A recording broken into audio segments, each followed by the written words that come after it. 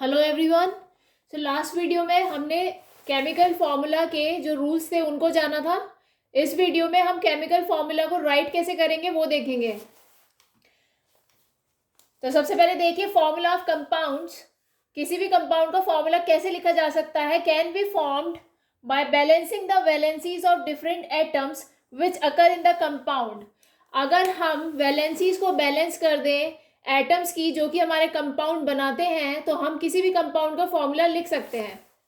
जैसे कि एग्जांपल देखिए, एग्जांपल लिया है मैंने हाइड्रोजन सल्फाइड का। ये एक कंपाउंड है जो कि आपका किससे बना है, दो एलिमेंट्स ऑफ हाइड्रोजन और एक सल्फर का एलिमेंट। फाइन। नाउ तो हमें पता है कि वैलेंसी जो हाइड्रोजन की होती है 1 होती है और सल्फर की जो वैलेंसी होती है वो 2 होती है।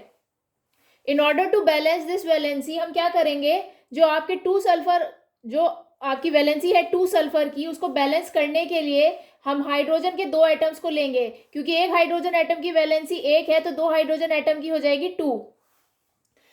इससे हमें क्या मिलेगा, this means that 2 atoms of hydrogen will combine with 1 atom of sulphur. 2 hydrogen atom combine करेंगे 1 एटम ऑफ सल्फर के साथ, क्या बनाने के लिए, आपका हाइड्रोजन सल्फाइड का कंपाउंड बनाने के लिए। तो यहाँ पे हमने सल्फर की वैलेंसी जो 2 है उसको बैलेंस कराया है हाइड्रोजन के 2 एटम्स को यूज करके। क्योंकि हाइड्रोजन के एक एटम की वैलेंसी होती है 1 तो 2 की हो जाएगी 2। इस तरीके से हम सल्फर के एटम के साथ हाइड्रोजन को बैलेंस कर पाएंगे। अब देखिए आपके फॉर्मूले को लिखने का तरीका क्या होता है।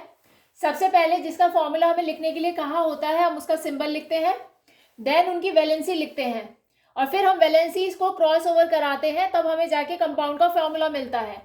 देखिए जैसे कि हाइड्रोजन सल्फाइड था तो हाइड्रोजन का सिंबल H है, सल्फर का सिंबल S है, वैलेंसी हाइड्रोजन की 1 है, सल्फर की 2 है। जब हम इसकी वैलेंसी को क्रॉस ओवर कराएंगे तो 2 आपका हाइड्रोजन को मिल जाएगा और सल्फर को मिल जाएगा 1, तो बन जाएगा H2S। सिमिलरली दूसरा एग्जाम्पल देखिए कार्बन डाइऑक्साइड का। सिंबल हमने लिया कार्बन का सिंबल C, ऑक्सीजन का सिंबल O। कार्बन की वैलेंसी होती है आपकी 4 और ऑक्सीजन की वैलेंसी आपकी होती है 2। जब इनकी वैलेंसीज को हमने क्रॉस ओवर कराया तो हमें मिला C2O4। अब इस फॉर्मूले में हमें क्या दिख रहा है कि 2 एक कॉमन फैक्टर है, तो हम इसको 2 से डिवाइड कर देंगे तो हमें क्या मिल जाएगा, हमें कार्बन डाइऑक्साइड का फॉर्मूला मिल जाएगा जो कि है आपका CO2। दो और एग्जाम्पल देखिए, हाइड्रोजन क्लोराइड, सिंबल हाइड्रोजन का H, क्लोरीन का Cl। वैलेंसी हाइड्रोजन की होती है 1, क्लोरीन की होती है 1। जब इनकी वैलेंसी को क्रॉस ओवर कराएंगे तो आपको मिलेगा H1Cl1, जिसको हम इस तरीके से भी लिख सकते हैं क्योंकि 1 को लिखना जरूरी नहीं होता है। इसी तरीके से अगर हमें कहा गया कार्बन टेट्राक्लोराइड तो सिंबल कार्बन का C, क्लोरीन का Cl। कार्बन की वैलेंसी होती है 4, आपकी क्लोरीन की होती है 1। जब इनकी वैलेंसीज को क्रॉस ओवर कराया तो CCl4। This is the formula for your carbon tetrachloride. देखिए आपके चैप्टर नंबर 3 में एनसीईआरटी के पेज नंबर 35 पे क्वेश्चन दिए हुए हैं आपके, सॉरी पेज नंबर 39 पे क्वेश्चंस दिए हुए हैं जिसमें आपको बोला है कि write down the formula of following compounds. तो आपको जो पहला कंपाउंड दिया है वो दिया है सोडियम ऑक्साइड। तो फॉर्मूला लिखने का वही तरीका है, सिंबल सोडियम का होता है Na, ऑक्सीजन का सिंबल O। सोडियम की वैलेंसी होती है आपकी 1, ऑक्सीजन की होती है 2। जब इनकी वैलेंसी इसको क्रॉस ओवर कराएंगे तो आपको मिल जाएगा सोडियम ऑक्साइड का फॉर्मूला जो कि है Na2O। सिमिलरली दूसरा जो आपको कंपाउंड बोला है वो बोला है एल्यूमिनियम क्लोराइड। एल्यूमिनियम का सिंबल होता है Al, क्लोरीन का, क्लोराइड का Cl। देन आपका एल्यूमिनियम की वैलेंसी होती है 3, क्लोरीन की होती है 1। जब वैलेंसीज को क्रॉस ओवर कराया तो आपको मिल गया AlCl3 which is your aluminium chloride. Third है आपका सोडियम सल्फाइड। सिंबल क्या होता है, सोडियम का Na, सल्फर के लिए S। सोडियम की वैलेंसी होती है +1, सल्फर की होती है -2। जब इनकी वैलेंसीज को क्रॉस ओवर कराएंगे तो आपको फॉर्मूला मिल जाएगा Na2S and this is sodium sulphide formula. Next आपका फोर्थ है मैग्नीशियम हाइड्रो ऑक्साइड। मैग्नीशियम का सिंबल होता है Mg, हाइड्रो ऑक्साइड का सिंबल होता है OH। मैग्नीशियम की वैलेंसी होती है +2 और आपके हाइड्रोजन ऑक्साइड की होती है -1। जब आप इसका फॉर्मूला लिखेंगे तो वैलेंसी क्रॉस ओवर करने के बाद तो आपको मिलेगा MgOH whole twice. Whole twice यहाँ पे क्यों लिखा है, क्योंकि जो आपका हाइड्रो ऑक्साइड का जो सिंबल है वो ऑक्सीजन और हाइड्रोजन से मिलके बना है। तो इस केस में, इस तरह के केस में जब वैलेंसी के क्रॉस ओवर कराते हैं तो हम जो वैलेंसी जो मैग्नीशियम की इस पर गई है वो इसका होल ट्वाइस की फॉर्म में जाएगी। अब देखिए आपकी एनसीईआरटी का पेज नंबर 44 पे क्वेश्चन नंबर 4 है जिसमें आपको फिर से कंपाउंड के फॉर्मूले लिखने हैं। तो पहला आपको जो दिया है वो दिया है मैग्नीशियम क्लोराइड। सिंबल होता है Mg, क्लोरीन का Cl। मैग्नीशियम की वैलेंसी +2 और आपकी क्लोरीन की वैलेंसी -1। जब वैलेंसीज का क्रॉस ओवर करेंगे तो आपको मिल जाएगा MgCl2। इसी तरीके से सेकंड पार्ट है कैल्शियम ऑक्साइड का। कैल्शियम का सिंबल Ca, ऑक्सीजन का O। कैल्शियम की वैकेंसी होती है, कैल्शियम की वैलेंसी होती है +2 और ऑक्सीजन की होती है -2। तो जब आप इनको क्रॉस ओवर करेंगे तो आपको मिलेगा Ca2O2। अब हमें यहाँ पे दिख रहा है कि 2 कॉमन फैक्टर है, तो हम इसको 2 से डिवाइड कर देंगे। उसके बाद हमें मिल जाएगा CaO, जो कि है आपका कैल्शियम ऑक्साइड का फॉर्मूला। थर्ड पार्ट है आपका कॉपर नाइट्राइट। कॉपर का सिंबल होता है Cu, नाइट्राइट का होता है NO3। कॉपर की वैलेंसी है यहाँ पे +2 और नाइट्राइट की है -1। जब वैलेंसी का क्रॉस ओवर करेंगे तो आपको क्या मिल जाएगा, CuNO3 होल ट्वाइस। यहाँ पे फिर से देखिए ये बना हुआ है आपका सिंबल नाइट्राइट का, नाइट्रोजन और ऑक्सीजन की हेल्प से। इसी वजह से जो वैलेंसी इसको मिली है वो होल ट्वाइस में मिलेगी। फिर से देखिए आपका फोर्थ पार्ट है एल्यूमिनियम क्लोराइड।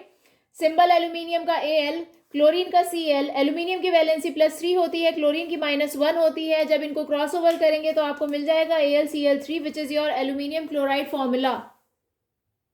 देखिए इसी क्वेश्चन का लास्ट पार्ट है कैल्शियम कार्बोनेट। कैल्शियम का सिंबल होता है Ca, कार्बोनेट का होता है CO3।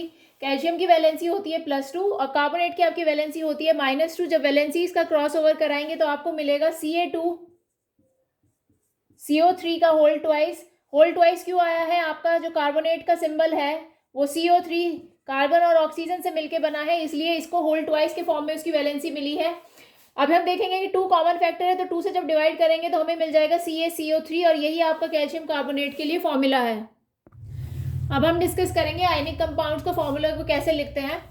देखिए इसके अंदर जो आपके नंबर ऑफ केटायंस होते हैं and anions is adjusted in such a way that the total number of the valencies of cations become equal to the total number of negative valency of the anions।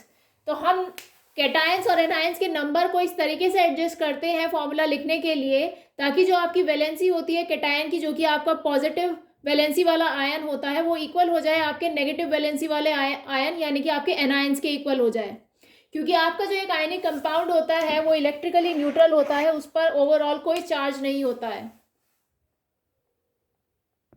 देखिए next point, the number of cations required, यानी कि number of cation से मतलब है 2, 3 या 4 जितनी भी requirement है, is written on the right side bottom of the symbol of cation.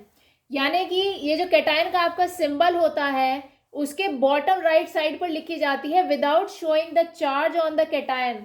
तो इस केस में हम चार्ज शो नहीं करते हैं। जैसे कि आप एग्जांपल देखिए, अगर हम कह रहे हैं if 2 aluminium ions are required to balance the charges in a compound, अगर हम कह रहे हैं कि 2 एल्यूमिनियम आयंस की रिक्वायरमेंट है बैलेंस करने के लिए किसी चार्ज को इन अ कंपाउंड, तो हम जो लिखेंगे वो 2 एल्यूमिनियम जो आयंस है उसको किस फॉर्म में लिखेंगे, हम लिखेंगे Al2।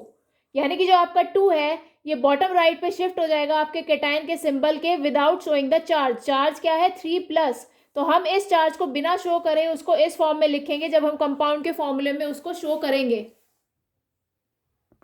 सिमिलरली जैसे केटायंस के केस में था, सिमिलरली एनायंस के केस में भी होगा। मान लीजिए एग्जांपल जो है आपका, आपको 3 सल्फेट आयंस की रिक्वायरमेंट है किसी कंपाउंड में आपको बैलेंसिंग देने के लिए आयंस की, तो आपका जो आपका 3 सल्फेट आयंस है उसको हम कैसे शो कर सकते हैं, SO4, और जो आपका नंबर ऑफ रिक्वायरमेंट है वो आपका आ जाएगा बॉटम राइट पर, जो आपका चार्ज है वो खत्म हो जाएगा। देखिए इसमें हमने लिखते वक्त चार्ज का यूज नहीं करा है, जो इसको लिखने का तरीका होगा वो यही होगा, जो उसका नंबर होगा वो उसके बॉटम राइट पे शिफ्ट हो जाएगा। कहां पर, उसके सिंबल के बॉटम राइट पर शिफ्ट हो जाएगा। देखिए the final formula of an ionic compound is written without showing the charge on the ions involved in it. तो जो आपका आयनिक कंपाउंड का फाइनल फॉर्मूला लिखा जाता है, उस फॉर्मूले को लिखते वक्त आप उसके चार्जेस जो होते हैं उन आयंस के, उनको इन्वॉल्व नहीं करते हैं। जैसे कि एग्जांपल देखिए, आपका सोडियम कार्बोनेट है, उसका सिंबल सोडियम का होता है Na, कार्बोनेट का होता है CO3। हमें पता है सोडियम की वैलेंसी होती है +1, कार्बोनेट की होती है -2। तो देखिए इसके साथ प्लस चार्ज है और इसकी वैलेंसी के साथ माइनस चार्ज है, लेकिन जब हम इनके वैलेंसीज को क्रॉस ओवर कराएंगे तो जो फाइनल फॉर्मूला होगा वो वैलेंसी क्रॉस ओवर करके बनेगा, बट चार्जेस इंक्लूड नहीं होंगे उसके अंदर। 2 एग्जाम्पल और देखिए, एल्यूमिनियम सल्फेट, एल्यूमिनियम का सिंबल Al, सल्फेट का SO4। एल्यूमिनियम की वैलेंसी होती है +3 चार्ज के साथ और SO4 की वैलेंसी होती है -2। जब इनकी वैलेंसीज का क्रॉस ओवर करके हम फॉर्मूला लिखेंगे तो प्लस और नेगेटिव चार्ज जो है उनके आयंस का वो गायब हो जाएगा और उसे लिखा जाएगा Al2SO4 होल थ्राइस। सिमिलरली एक और एग्जाम्पल देखिए एल्यूमिनियम ब्रोमाइड का। एल्यूमिनियम की होती है +3, ब्रोमाइड की होती है -1। जब हम क्रॉस ओवर करके इसका फॉर्मूला लिखेंगे तो AlBr3 होगा without charge, without any charge. So आयनिक कंपाउंड्स का फॉर्मूला लिखते वक्त हम कोई चार्ज इंक्लूड नहीं करते हैं। तो आपके केमिकल फॉर्मूला के अंदर मेरी तरफ से इतना ही है। Thank you.